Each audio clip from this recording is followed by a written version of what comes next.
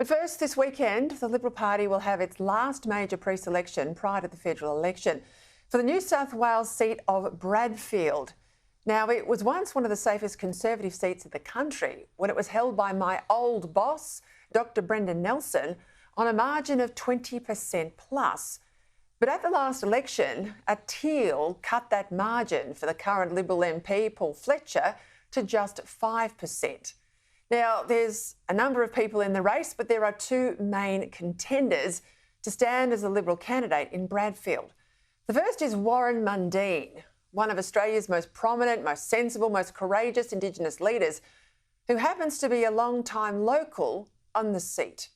The other is Gisele Kapterian, a former Julie Bishop staffer, a tech expert who was earlier pre-selected for the seat of North Sydney, the Teal seat that's been abolished in the latest redistribution. Now, in addition to North Sydney, Kapterian also ran for pre-selection in the seat of Bennelong, but was unsuccessful. So this is her third run for a federal seat. Now, for Warren Mundine, it's his second tilt after, at Scott Morrison's request, he ran unsuccessfully for the seat of Gilmore. Now, I've no reason to doubt that Kapterian isn't a capable and decent person.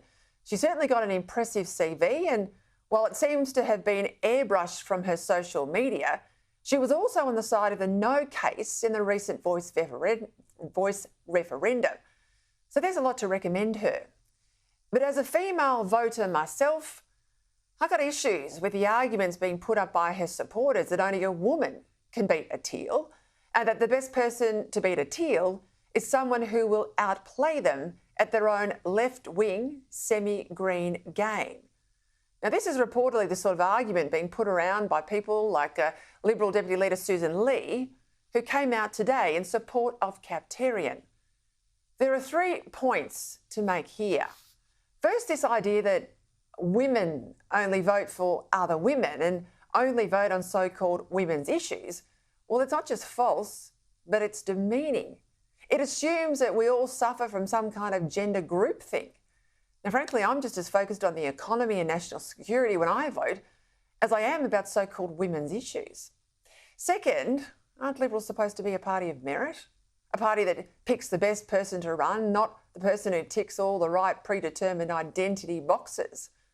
And third, if only a left-leaning Liberal can beat a Teal and not a Conservative like Mundine, then how did the left-leaning Fletcher suffer a 15% swing against him last time? Because that line that you need a Teal type to beat a Teal, well, that's dead wrong.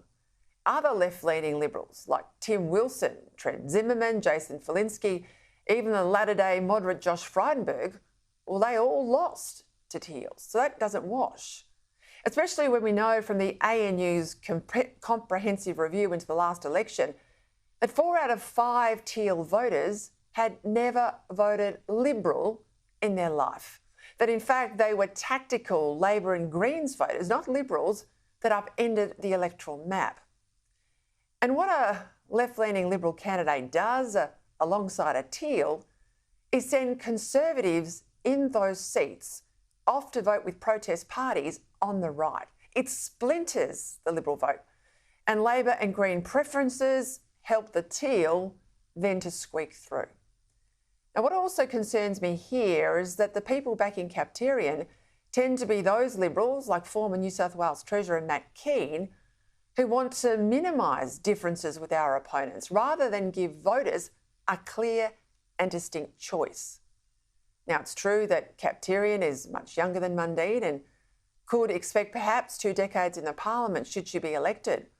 But as Mundine has shown over a long public life, most recently in the Voice debate, where he crisscrossed the country supporting Peter Dutton's position, he's got the energy of Donald Trump and is a decade plus younger than the incoming US president. As always, to me, the right candidate is the one most qualified to do the best job. It's worth noting that in other Teal-held seats, like Curtin in WA, Goldstein in Victoria, the Liberals have pre-selected men to try and beat the Teals. But here in Bradfield, the line is, well, it's got to be a woman. Again, as a woman voter, I find that insulting. Any suggestion, too, that the electors of Bradfield, a majority of whom supported the Voice, wouldn't vote for Mundine, a Voice opponent. Well, that's absurd. As I said, Kapterian, well, she also opposed the Voice. Besides, those Libs obsessing over the Teals are fighting the last election, not this one. The Teals, I think, were a unique product of 2022 when they gave an unhappy Liberal a chance to park their protest vote against a disappointing coalition government. And a lot of that vote, of course, was centred on dislike of Scott Morrison. This time, the only way to protest effectively against a really disastrous Labor government is to vote Liberal, not to support quasi-green Teals who will more than likely prop up any minority Labor government if it comes to that. Our parliament would benefit from having fewer former staffers and more national figures of substance in its ranks. I mean, I reckon the Liberal Party's lucky that someone of Mundine's stature is putting himself forward.